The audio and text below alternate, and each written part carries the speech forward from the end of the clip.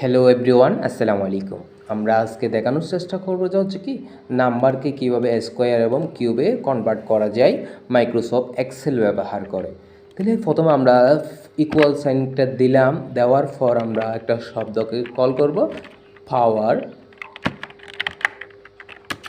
পাওয়ারকে call করলাম, এরপর আমি কোনটাকে পাওয়ার করতে চাচ্ছি, এইটাকে ক্ষমা দিব কিসের স্কোয়ার, সেগুলো স্কোয়ারের জন্য আমরা কত দিব, 2 দিব। 2 দেওয়ার পর ব্র্যাকেট ক্লোজ করে এন্টার প্রেস করব।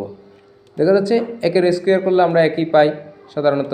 এখান থেকে আমরা যখন ড্র্যাগ করব তখন অটোমেটিক দেখেন 2 এর স্কোয়ার কত 4, 3 এর স্কোয়ার কত 9, 4 এর স্কোয়ার হচ্ছে 16। এইভাবে আমরা এখন আমরা যদি কিউবও করতে চাই সেম সূত্র, শুধু 2 এর জায়গায় 3 হবে।